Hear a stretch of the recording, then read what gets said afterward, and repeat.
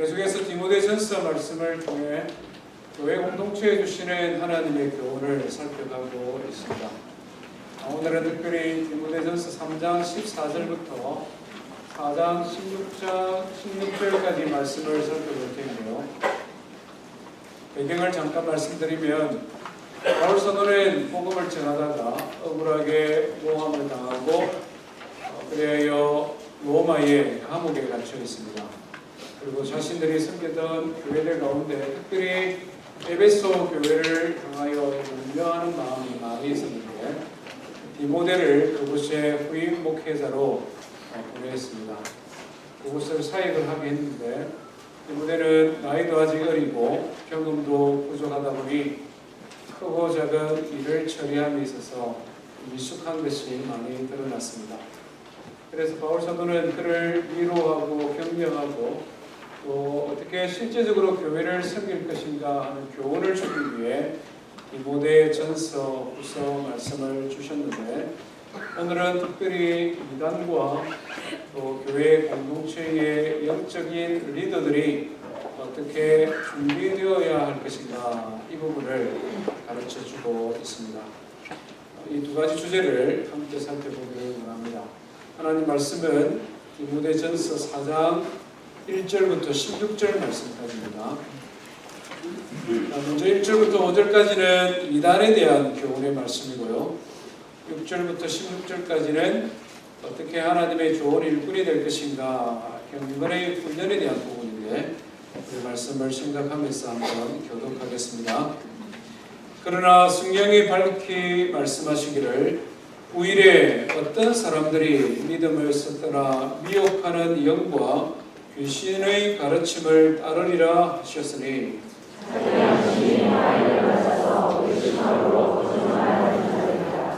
혼인을 금하고 어떤 음식물은 먹지 말라고 할 테이나 음식물은 하나님이 지으신 바니 믿는 자들과 진리를 아는 자들이 감사함으로 받을 것이니라. 하나님께서 지으신 모든 것이 선하네 감사함으로 받으면 별 것이 없나니 하나님의 말씀과 기도로 거룩하여짐이라. 내가 있어서 형제를 깨우치면 그리스도 예수의 좋은 일꾼이 되어 믿음의 말씀과 내가 따르는 좋은 교훈으로 장로를 받으라. 망령되고 허탄한 신화를 버리고 경건에 이르도록 내 자신을 연단하라. 육체의 연단은 약간의 유익이 있으나 영혼은 범사의 유익하니 음생과 회생의 약속이 있느니라. mit보다 이 말이요 모든 사람들이 받을 만하도다. 이를 위하여 우리가 수고하고 힘쓰는 것은 우리 소망을 살아계신 하나님의 은혜니 또 모든 사람들이 믿는 여자에게 주시다. 너는 이것들을 명하고 가르치라. 누구든지 내 소망을 없이는 주지 못하게 하고 오직 말과 진실과 사랑과 믿음과 정절에 있어서 믿는 자에게 복이 되어 내가 이럴 때까지 읽는 것과 권하는 것과 가르치는 것에 전념하라. 내 속에 있는 은사 곧 장로에 대해서 하나님께 내가 용하여 그것을 가리게 주시하며 이 모든 일에 전심전력하여 너희의 성숙함을 모든 사람에게 나타나게 하라. 내가 내 자신과 가르침을 살펴 이 일을 계속하라. 이것을 행함으로 내 자신과 내게 듣는 자를 구원하리라. 아멘. 먼저 오늘 우리가 읽은 본문 1절의 말씀을 보면 에베소 교회에 있었던 이단에 대한 경계의 말씀을 주고 있습니다. 1절 말씀을 다시 한번 보기를 원합니다.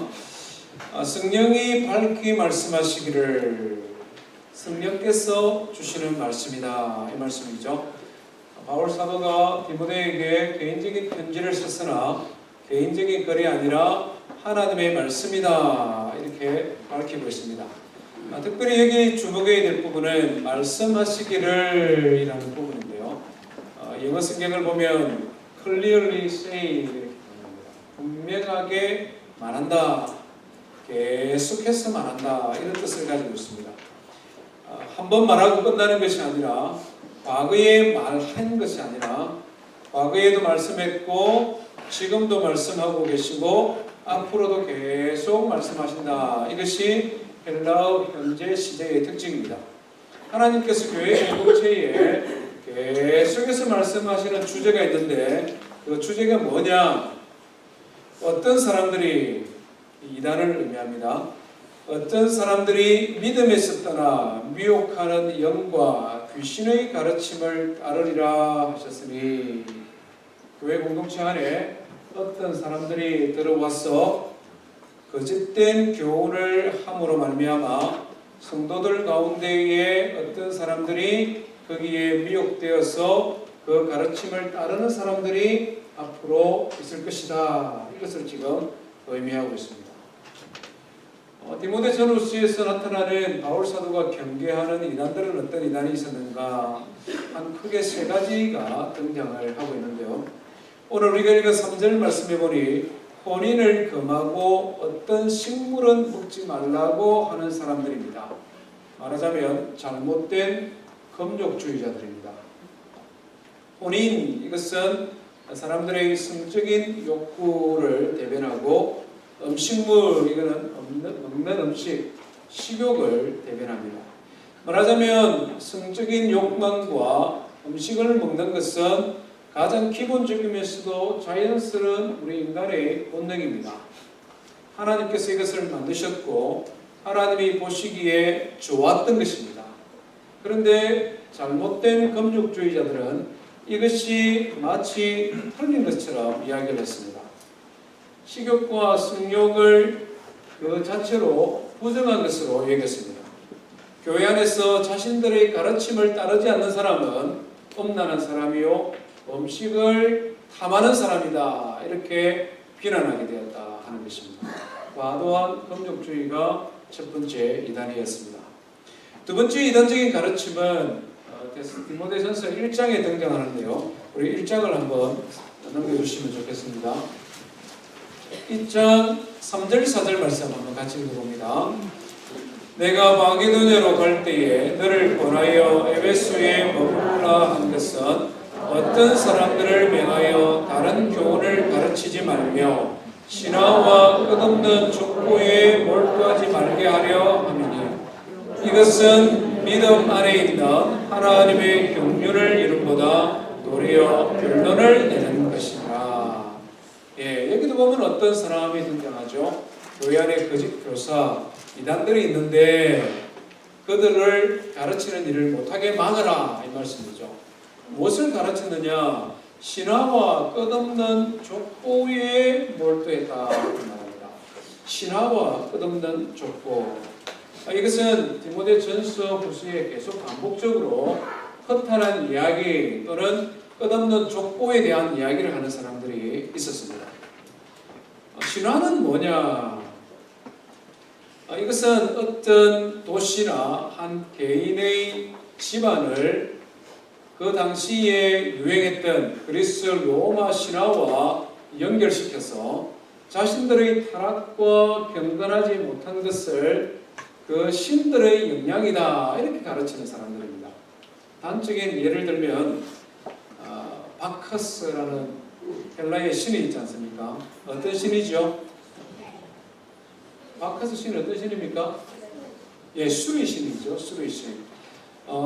예수 믿고 신앙생활을 시작을 했는데 이 사람이 이런 면에 있어서 절제가 안 되는 겁니다. 그리고 자주 실수를 범합니다. 그래서 교회의 교사들이 말씀으로 권면하니까 자기도 부족하지만 실제 문제는 자신이 아니라 자신들의 신들의 문제였다. 이것은 조상적부터 왔던 집안의 내력이다, 이렇게 말을 하면서 자신의 경건치 못한 삶의 이유를 다른 것으로 돌리는 것입니다. 이런 경우들이 왕왕 있는데요. 제가 처음 사역했던 김해라는 도시에서 차 타고 10분만 가면 주촌이라는 마을이 있습니다. 혹시 주촌 출신이 있습니까? 안 계십니까? 네, 다행입니다. 한문을 하시는 분은 이 마을의 뜻이 뭡니까? 술동네죠. 술동네. 주촌입니다. 아마 이게 지하수가 아주 좋았던 것 같습니다. 좋았던지 나빴던지 둘 중에 하나인데 주촌 막걸리가 아주 유명했습니다. 이 동네에서 자랑은 술이 누가 세냐 이게 자랑입니다. 누가 술이 세냐. 더 나아가서 술 때문에 집안에 풍비박산이 나는 경우도 있지 않습니까? 그럴 때 사람들이 다른 동네 사람들보다 거기에 대하여 관대했습니다. 이유가 뭡니까? 네, 조상 때부터 이 동네의 내력이 그렇다는 것이죠. 심지어는 예수님을 믿고 난 다음에 또 그런 삶을 기속적으로 살아가는 사람들이 있었다. 신화와 허탄한 이야기는 바로 이런 것을 말합니다. 자기의 죄됨과 잘못된 이유를 다른 이방신들을 섬겼던 그와 같은 것에 돌려버리는, 그래서 자기 자신을 합리화하는 사람들이 있었다. 끝없는 족보, 이것은 유대교의 전통을 두고 있었던 사람들이, 이런 사람들이 조금 많았습니다. 자신들의 족보를 끌어올려서 아브라함이나 모세나 이스라엘의 조상들에게 억지로 연결시키는 것입니다. 그 정도 하는 것은 그냥 우리가 그럴 수 있다라고 볼 수 있지만, 그것을 마치 신앙이 뛰어난 경건한 것을 증명하는 것처럼 신앙의 우월의식을 가지게 했습니다. 더 나아가서는 그렇게 하지 않는 사람들 무시하고 중재하는 데까지 나갔습니다. 신앙생활의 기준을 하나님의 말씀이 아니라 유대적인 전통이나 특정 교리를 가르치는 특정 교파의 사람들의 입장에서 하나님의 말씀을 해석하고 가르치다 보니 그것과 일치하지 않는 성도들과 함께 신앙생활하면서 교회에 갈등이 생기는 거죠. 그래서 오늘 읽은 말씀에 뭐라고 말합니까? 믿음 안에 있는 하나님의 경륜, 하나님의 구원의 뜻을 이루기보다는 오히려 변론을 만들어낸다. 계속 말장난, 말싸움만 일어나게 된다 하는 것입니다. 이런 것들이 초대교회의 대표적인 이단들 가운데 하나였습니다. 이와 같은 이단적인 가르침을 분별하고 교회의 영적인 리더는 그런 가르침으로부터 성도들을 지키고 보호해라, 이렇게 지금 권면하고 있는 것입니다. 사실 이와 같은 이단들은 당시뿐만 아니라 오늘 이 시대에도 계속적으로 나타나고 있습니다. 그 모양이나 명칭은 조금 다르지만 그 안에 있는 뿌리는 별반 다르지 않습니다. 그래서 성령께서 계속적으로 말씀하고 있는 것입니다. 이단을 분별하고 그들의 거짓된 가르침을 드러내고 교회 공동체 안에서 가르치지 못하도록 막고 성도를 지키고 보호해라. 오늘 이 시대에는 어떤 이단들이 있겠습니까? 많은 이단들이 있지만 한국 교회를 어지럽히는 한 세 가지를 간단하게 소개하면 구원파라고 이야기할 수 있습니다. 첫 번째는 구원파입니다. 예수 믿고 한번 구원받으면, 그리고 예수 믿고 난 이후에는 더 이상 죄가 없다, 회개할 것이 없다, 이것을 가르칩니다. 샤울로 사건이 생겼을 때에 유병언이라는 사람의 이름이 등장을 했지 않습니까? 아주 뿌리를 거슬러 올라가면은 굉장히 오래되는데요. 대표적인 구원파 이단 가운데 한 부류입니다. 안상홍 정인회라는 안정회 또는 하나님의 교회 세계복음 선교회라는 것이 있습니다. 이름은 참 그럴듯하죠. 하나님의 교회 세계복음 선교회. 하나님의 교회라기보다는 안상홍의 교회라고 할 수도 있습니다. 삼위일체 하나님을 부인하고 안상홍 자신을 보혜사 성령이라고 주장하며 가르쳤습니다. 1985년에 보혜사 성령이 죽어버렸습니다. 그러니까 그들이 1988년에 재림 예수로 잠실 종합운동장에 재림하실 것이다, 이렇게 가르쳤습니다. 그런데 그게 실패로 돌아갔습니다. 그러면 뭐라고 한다고요? 계산 잘못했다 그러잖아요. 실패하면은 죄송합니다, 잘못했을 때 회개해야 되는데 계산 잘못했습니다, 이렇게 이야기합니다. 그러면서 지금까지 한 5번 계산을 잘못했습니다. 이 정도 하면은 안 속아야 되는데 사람들이 그래도 속습니다. 지금 한국에 약 25만 명 이상이 됩니다. 안전에. 어떤 예수 믿는 여자 청년이 길을 가는데 대학생 기자라는 사람이 다가와서 간단한 설문조사인데 좀 도와줄 수 있는지 물었습니다. 옆에 자기 또래 비슷한 여자 청년이 있었기 때문에 경계심을 늦추고 시간적인 여유도 있어서 응했습니다.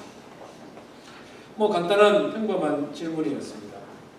다 맞추고 일어서려고 하는데 이 여자분이 나는 심리학을 전공한 사람인데 최근에 나온 심리 테스트가 있는데 이것 좀 하면 유익이 될 것 같은데 할 수 있겠느냐? 시간도 있고 사람들도 괜찮은 것 같아서 승낙을 했습니다. 한 3, 4일 전화를 하니까 전화가 왔는데 심리 테스트가 마쳤으니까 그것을 설명해 줄 테니까 만나자고 했습니다. 만났는데 자기의 심리 상태에 대해서 하나님의 말씀도 인용해 가면서 잘 설명해 주는 겁니다.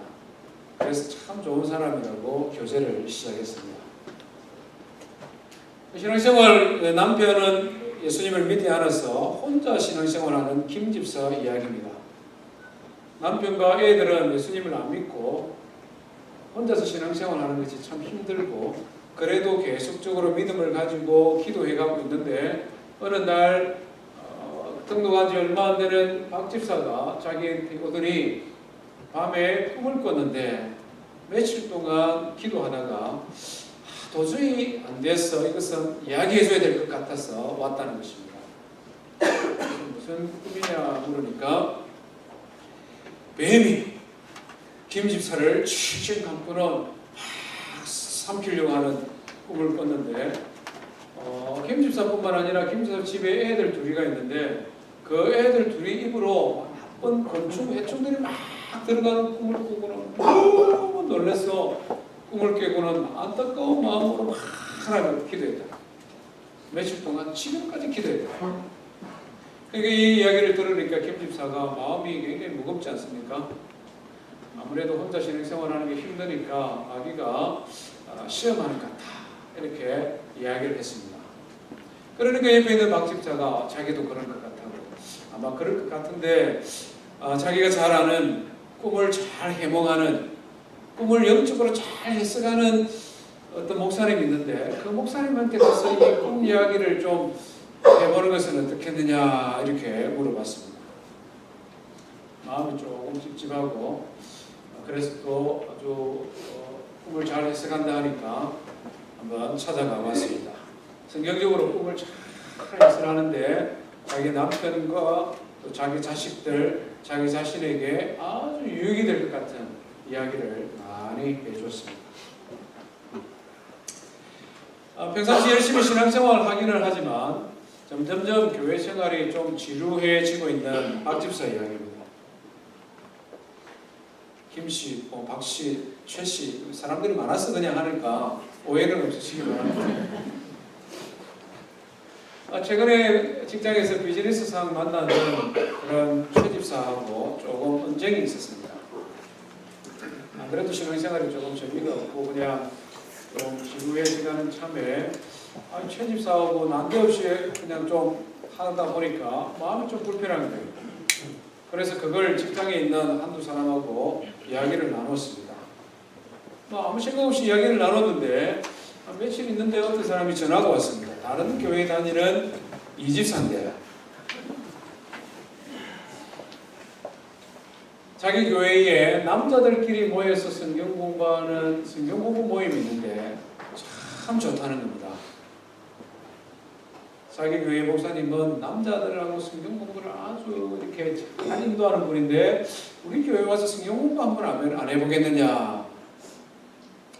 안 그래도 최 집사 때문에 교회 가는 게 조금 껄끄러운데 교회 안 가는 거는 마음이 걸리고 거기 가서 성경 공부도 하면 재밌다니까 아내한테 이야기해 보니까 아내도 뭐 성경 공부한다는데 그렇게 해서 갔습니다. 가니까 남자들이 모여서 성경 공부하는데 아주 좀 열기도 있고 기도도 하는데 막 뜨겁고 좋은 것 같았습니다. 게임 중독하는 아들을 어떻게 하면 고칠 수 있을 것인가? 외도하는 남편을 어떻게 하면 잘 돌아오게 할 것인가? 수능 시험이 다가오는데 어떻게 하면 짧은 기간 동안에 최소한 10점 이상 올릴 수 있을 것인가?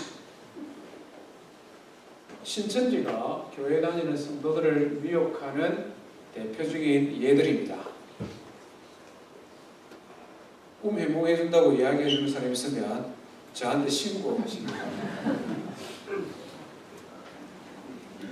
오늘 이 시대의 한국교회를 가장 어지럽히지는 강력한 이단 가운데 하나가 신천지지요. 신천지 예수교 장막성전, 진짜 이름입니다. 예수교라는 이름을 붙였지만 사실은 만희교입니다. 만희.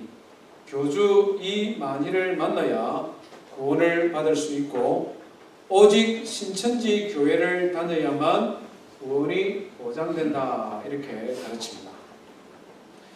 이만희 씨가 나이가 많고 재림 예수로 이 땅에 오셨지만 건강이 조금 안 좋습니다. 그러다 보니 서울대학병원에서 관절염 치료도 받고 요즘 몸이 조금 안 좋은 것 같습니다. 그래서 조금 젊은 여인을 후계자로 씌우려고 하는데 김남희라는 여성입니다. 이 여성을 만민의 어머니라는 이름으로 지금 동반 다니고 있습니다. 신천지 대지표 하는데 보면 왕 가마 만들고 왕관 쓰고 옆에 여자분은 왕비의 관을 쓰고 이렇게 행진하고 지나가면은 사람들이 막 열광하고 손들고 있거든요. 그 옆에 있는 앉아있는 분이 자기의 아내가 아니라 김남희라는 여성입니다. 후계자 작업을 지금부터 하고 있는 것 같습니다. 지금 우리가 생각하면 터무니없고 어떻게 이런 이단들의 가르침에 사람들이 미혹될까 이런 생각이 듭니다만은 이단에 넘어가는 사람들이 결코 어리석거나 좀 뭔가 모자라는 그런 사람이 아니다 하는 것입니다. 전문직에 종사하는 사람들도 많고 아주 부자들도 많고 특별히 연예인들도 많습니다. 멀쩡한 사람들이 왜 그런 이만희를 교수로 믿거나 또는 안상홍 정윤회 같은 장길자 같은 여성을 하늘 어머니라고 신뢰하고 다니겠습니까? 이유가 어디 있냐? 오늘 성경이 우리에게 너무나 분명히 말씀하죠. 4장 1절을 다시 한번 보시기를 바랍니다. 후일에 어떤 사람들이 믿음에서 떠나, 같이 읽읍시다. 미혹하는 영과 귀신의 가르침을 따르리라 하셨으니, 미혹하는 영과 귀신의 가르침이 있다 하는 것입니다. 우리가 예수 그리스도를 구주로 믿을 때에 우리 안에 주의 성령이 역사하심으로 우리가 예수님을 구주로 고백하게 됩니다. 하나님의 영의 역사가 있듯이 이런 이만희나 안상홍 정인회나 구원파나 이런 각종 이단들이 그들의 이단들의 교리를 가르칠 때에 역사하는 악한 영이 있다는 것입니다. 그래서 사람들이 그 이야기를 계속 듣다 보면 거기에 미혹되어지면 나중에는 합리적인 생각, 이성적인 생각, 평상시 같으면 전혀 얼토당토하는 그런 이단의 사슬들에 미혹되어지는 것을 보게 됩니다. 심지어 예수 그리스도의 재림을 5번씩이나 계산 잘못했다라고 실수했다라고 이야기하지만 그럼에도 불구하고 그들의 가르침을 벗어나지 못하는 이유가 뭡니까? 앞에서 이야기한 것처럼 사람들의 약한 것을 붙들고 마치 올무에 사람을 걸듯이 걸면 헤어나기가 참 어렵다 하는 것입니다. 그래서 요한일서 4장의 성경은 이렇게 경고합니다. 사랑하는 자들아, 영들을 다 믿지 말고 오직 영들이 하나님께 속하였나 분별하라. 많은 거짓 선지자가 세상에 나왔느니라.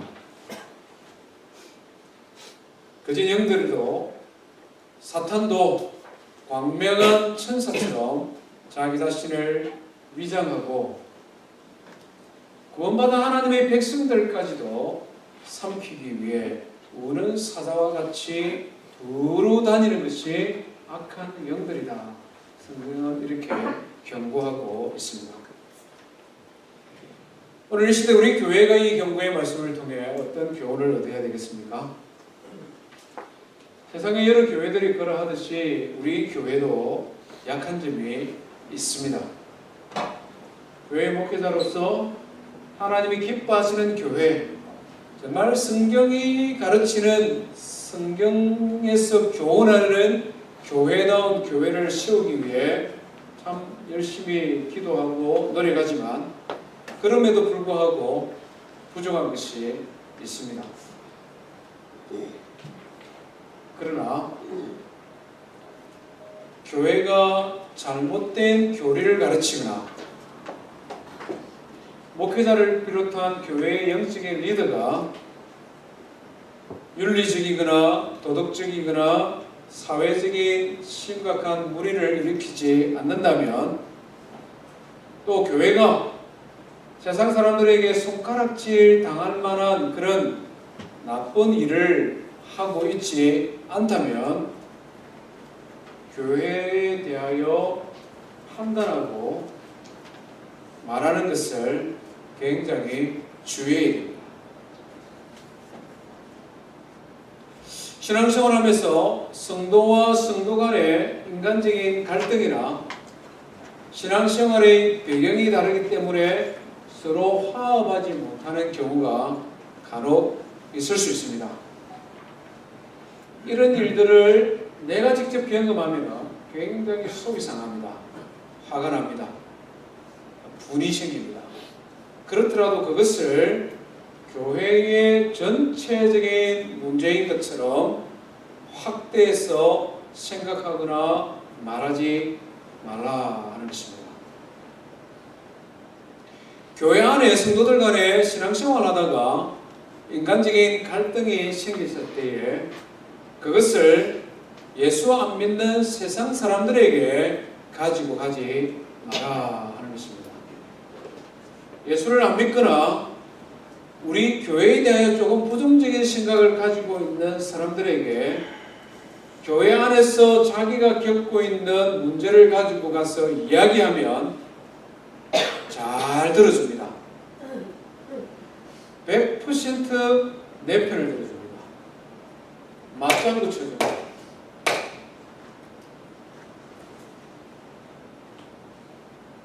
그래서 속이 조금 시원할 수 있습니다. 스트레스가 조금 해소될 수도 있습니다. 어떤 변화가 생깁니까?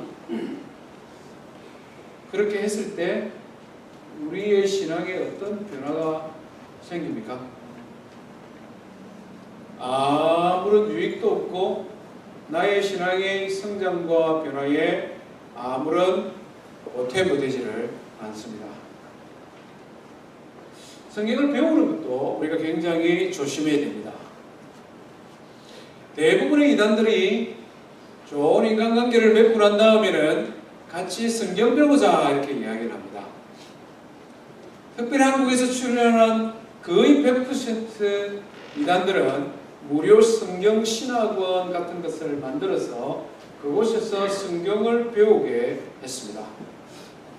성경을 배운다라고 말을 하지만 성경을 전체적으로 가르친다기보다는 자기들의 교리, 자기들이 만드는 그 사람들을 설득하기 위한 논리에 맞도록 성경을 인용했습니다.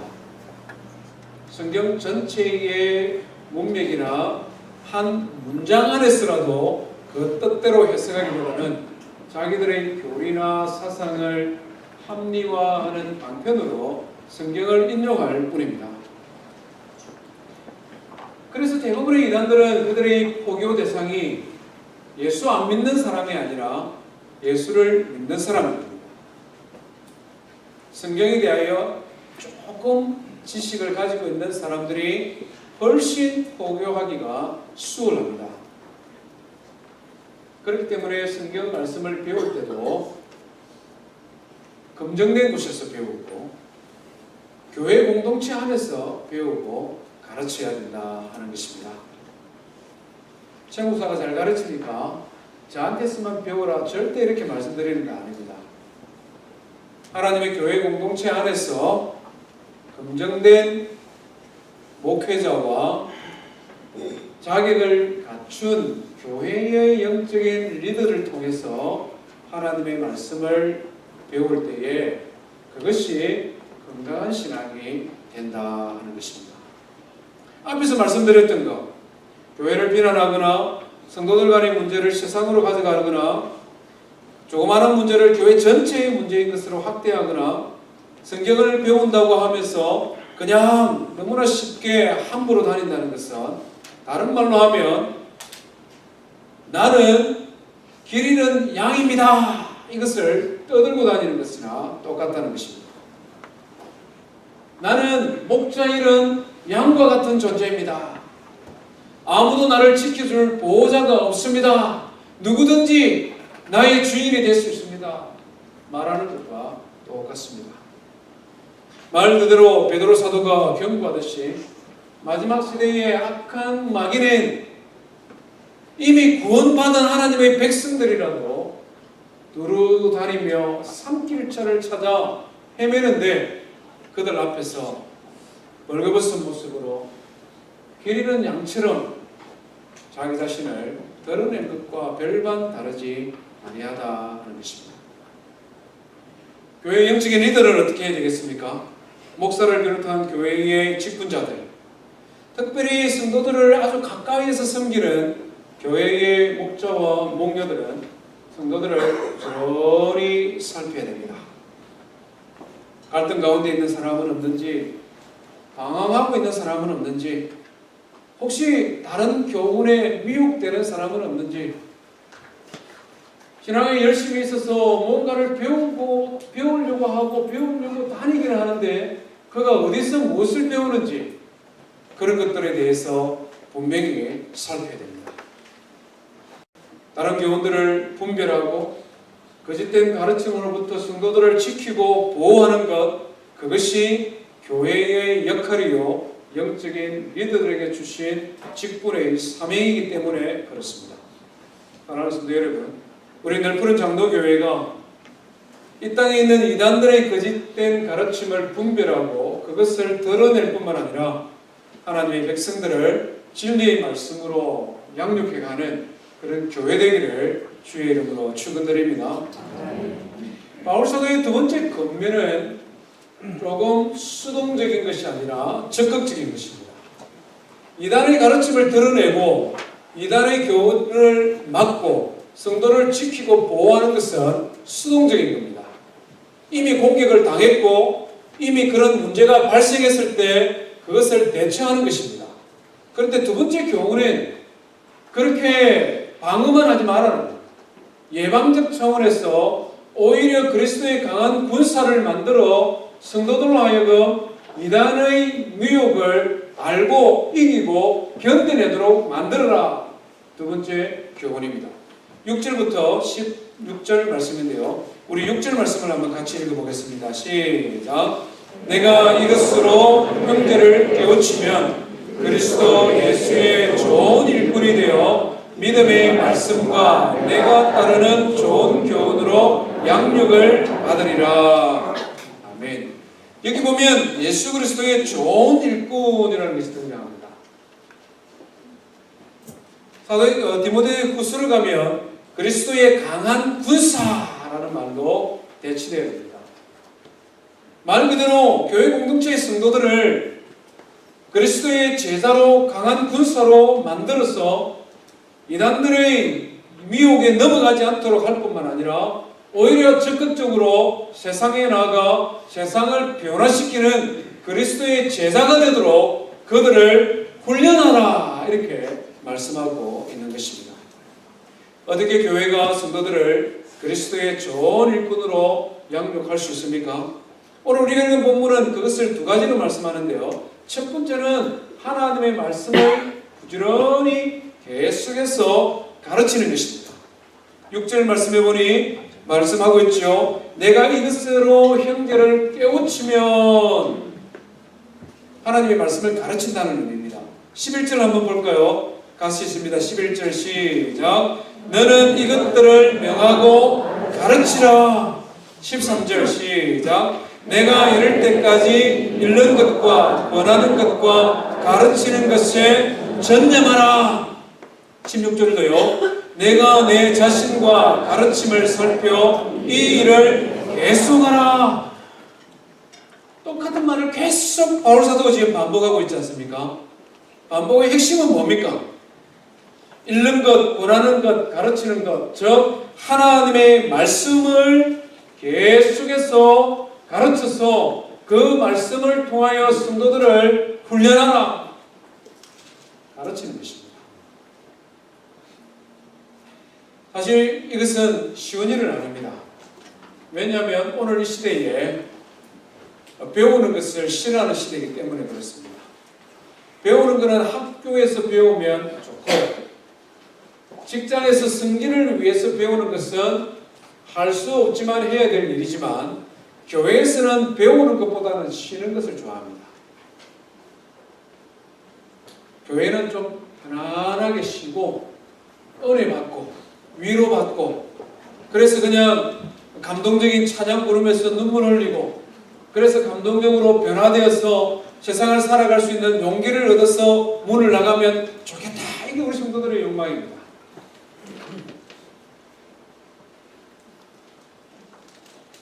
친교실 나가기 전에 표가 떨어집니다. 그런 요소가 전혀 필요 없다는 것은 절대 아닙니다. 우리 인생이 감정적인 존재고 감정만을 가지고 살아가지는 않지만 너무나 중요한 부분이기 때문에 그렇습니다. 감성적인 요소가 있습니다. 이성적인 요소도 있습니다. 영적인 요소도 있지 않습니까? 그래서 우리 인생은 하나님께서 혼과 영과 육으로 만들어진 존재들이기 때문에 이 모든 것이 다 충족되어야 되는 것이 맞습니다. 그런데 이 감정을 무엇이 컨트롤하느냐 이것은 굉장히 중요하죠. 하나님의 말씀의 토대 위에 선 바른 진리로 우리의 감정을 다스려 나가는 것 이것이 건강한 신앙인의 모습입니다. 그런데 오늘 이 시대는 이 배우는 것을 싫어합니다. 진리라고 주장하는 것에 대하여 거부감을 가집니다. 제가 종종 말씀드렸습니다마는 오늘 이 시대의 시대정신, 사람들의 철학, 사람들의 사고가 상대주의 시대라고 이야기를 했습니다. 누구나 자기 나름대로의 진리를 추구할 수 있고 그것을 가질 수 있는 자유가 있다. 나는 나의 진리가 있고 당신은 당신의 진리가 있는데 나의 진리가 당신에게 해를 끼치지 않는 이상 아무도 나에게 진리를 강요할 수 없다. 이것이 오늘 이 시대에 사람들이 말을 하는 진리입니다. 그렇기 때문에 성경이 하나님의 말씀이 모든 사람에게 적용되어지는 진리입니다 라고 말을 하면 그 자체가 부담스럽습니다. 부담스러운 것에 나아가 그 자체가 기독교인이 굉장히 외골수적이다. 그 자체가 기독교인들은 굉장히 고리타분한 사람이다. 그 자체가 예수쟁이들은 자기들만 우월하다고 생각하는 존재다는 이런 생각을 오늘 시대 사람들이 가지고 있습니다. 제일 용납하기 어려운 관용이 없는 사람들이라고 생각하게 됩니다. 그래서 전도하기도 너무 힘들고 말씀을 가르치는 것에 대한 부담도 많은 시대가 오늘 이 시대입니다. 그렇지만 하나님의 말씀은 뭐라고 교훈합니까? 그럼에도 불구하고 전념하라. 하나님의 말씀을 가르치는 일에 전심전력하라. 이렇게 우리에게 교훈합니다. 이유가 뭡니까? 아무리 세상이 이렇게 변화되어져 간다 하더라도 진리의 말씀에 귀를 기울이고 하나님의 음성을 듣기를 원하는 하나님의 백성들이 있기 때문에 그렇습니다. 요한복음 10장에서 예수님께서 목자와 양의 비유로서 말씀하셨습니다. 나는 선한 목자라, 나는 양들을 위하여 목숨을 바치노라 라고 말씀하시면서 예수님께서 말씀하셨습니다. 나의 양은 나의 음성을 알고, 나도 양을 알고 양도 나를 알아서 내가 이끄는 대로 양들이 따라오리라. 유대인들뿐만 아니라 나의 우리에 들지 아니한, 지금은 들어있지 않지만 많은 이방인들 가운데서 하나님의 말씀, 진리의 말씀을 하나님의 음성으로 듣고 그 음성을 따라서 하나님의 길로 오게 될 무수히 많은 하나님의 어린 양들이 있음을 말씀해 주셨습니다. 지금도 현실을 보면 그렇지 않습니까? 예수 안 믿는 사람들이 다 한 것 같고 기독교의 복음이 다 쇠퇴하는 것 같습니다만은, 어제도 우리가 남미에서 선교하던 선교사님을 모시고 찬양팀이 찬양 세미나하고 우리 유스그룹 연합 집회를 했는데요. 그분도 역시 똑같은 이야기를 합니다. 전 세계에서 지금 개신교가 가장 역동적으로 전도가 이루어지는 지역이 어디냐? 러시아와 남미다. 거기서 사역하다가 올라온 사람이 이야기를 하고 있어요. 세상 사람들은 하나님의 음성에 귀를 기울이지 아니하는 이것이 다인 것 같지만 아니라는, 하나님께서 예비한 영혼들이 있고 그들이 하나님 음성에 귀를 기울이고 그들이 진리의 말씀을 듣고 그 말씀을 통하여 예수 그리스도를 믿고 하나님의 자녀가 되는 길이 하나님이 말씀을 가르치는 데 있으니 그 말씀을 지속적으로 전심전력하여 가르치라. 이것이 교회에 주는 교훈입니다. 우리가 전반기 제자훈련을 하면서 많은 성도들이, 특별히 우리 젊은이들이 생명의 삶에 많이 신청을 했어요. 얼마나 기쁘고 감사하는지 모릅니다. 주일 오후에 예배만 마치고 밥만 먹고 스타벅스 가서 놀고 싶은데 그런 욕망을 내려놓고 하나님 말씀 가르치는 일에 젊은이들이 동참해서 훈련받는 거 얼마나 귀한 일입니까? 1:1 양육훈련도 역시 마찬가지죠. 교회의 자격을 갖춘 교사들이 하나님의 말씀으로 무장해서 그 말씀을 가지고 또 다른 제자를 가르치는 것, 이것이 성경이 우리에게 교훈하는 제자 훈련의 모델입니다. 그래서 디모데후서 2장 1절부터 2절 말씀에 내 아들아, 그러므로 너는 그리스도 예수 안에 있는 은혜 가운데 강하고 또 내가 많은 증인 앞에서 내게 들은 바를 충성된 사람들에게 부탁하라. 그가 또 다른 사람들을 가르칠 수 있으리라. 바울 사도가 디모데에게 복음을 전했고 디모데가 충성된 사람들을 세웠고 충성된 사람들이 또 다른 사람들을 가르쳐서 그들로 하여금 그들 역시 예수 그리스도의 제자로 세우는 것, 이것이 성경이 말씀하는 교훈입니다. 사랑하는 성도 여러분, 우리가 하나님의 말씀을 들을 뿐만 아니라 이 말씀을 연구하고 이 말씀을 배워서 예수 그리스도의 강한 군사가 되기를 주의 이름으로 축원드립니다. 가르치는 자들에게 교훈의 말씀을 더 주고 있습니다.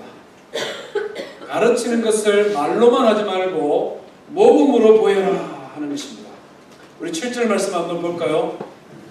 7절 말씀 같이 읽습니다. 시작. 망령되고 허탄한 신화를 부리고 경건에 이르도록 내 자신을 연단하라. 이 가르치는 사람입니다. 경건에 이르도록, 경건 유세베이아라는 단어입니다. 성경 전체에 15분에 쓰여 있는데 그 중에 9분이 고린도전서에 기록되었습니다. 고린도전서에서 특별히 교회의 영적인 리더들에게 늘 주시는 말씀이 경건입니다. 경건, 하나님을 향한 인간의 사랑과 하나님을 두려워하는 마음이 합쳐진 단어가 경건입니다. 하나님을 내가 진짜 사랑하는데 두려워하는 것으로 사랑하는 겁니다. 온 천지 만물을 창조하신 창조주 하나님을 사랑하는데 너무 쉽게 내 마음대로 내 하고 싶은 대로 사랑하는 것이 아니라 사랑은 진정한 사랑 아니죠. 사랑한다고 말은 하지만 내 마음대로 하는 것입니다. 자기 사랑이지 상대방을 사랑하는 것이 아니다. 우리가 결혼을 앞두고 있는 젊은이들이 사랑을 잘못하면 이렇게 속아는 겁니다. 자기의 목적을 이루기 위해서 잘해주는데, 진짜 사랑한다고 사랑하는데 자기 방식대로 내 사랑하는 사람은 처음부터 아닙니다. 잘 보라고. 자기 방식대로 나를 사랑한다고 하면 이것이 심하면 나중에 뭐 됩니까? 스토커네, 스토커. 그죠? 네. 자기 방식대로 내 사랑한다고, 나는 그거 뭐 부담스럽고 너무 싫어요. 진정한 하나님에 대한 경건이 뭐냐? 하나님을 두려워함으로 하나님을 너무나 사랑하는 그게 경건입니다. 경건의 훈련을 통하여 내가 먼저 모범이 되어라 말씀하고 있죠. 우리 12절도 한번 읽어볼까요? 12절입니다. 시작. 누구든지 내 연수함을 업신여기지 못하게 하고 오직 말과 행실과 사랑과 믿음과 정결에 있어서 믿는 자에게 본이다. 이 본이 된다는 건 굉장히 사실 부담스럽습니다.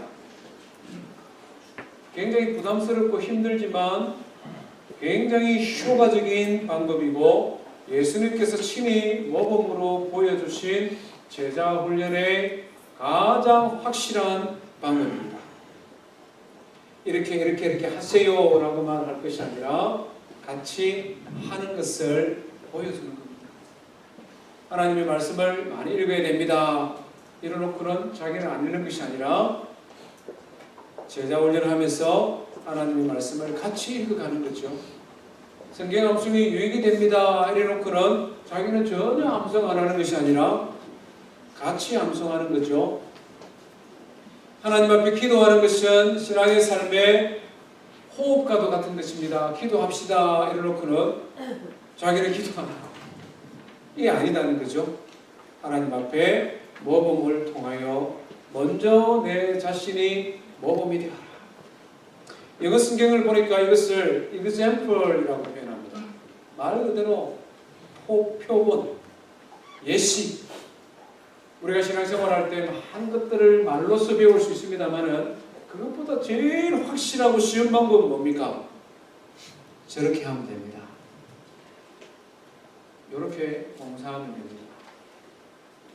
완벽하지는 못하지만 끊임없이 자기 자신을 연단해서 프랙티스해서 그것이 삶의 습관이 되고 그 습관이 계속 유지되어서 인격이 되고 그 인격이 성숙해져서 말 그대로 사람이 되는 것, 이것이 모범이 되는 것입니다. 목사로서도 부담스러운 말씀이 아닐 수 없습니다. 교회의 장로님들과 집사님들과 권사님들, 특별히 1:1 양육자들, 교사들, 교회의 목자와 목녀들, 하나님 앞에 부끄러울 것이 없는 일꾼으로 내가 먼저 준비되어지고 그 확신 가운데 성도들을 가르쳐서 그들을 예수 그리스도의 강한 군사로 세워가는 교회 되기를 주의 이름으로 축원드립니다. 우리 말씀 기억하며 함께 찬송하십시다.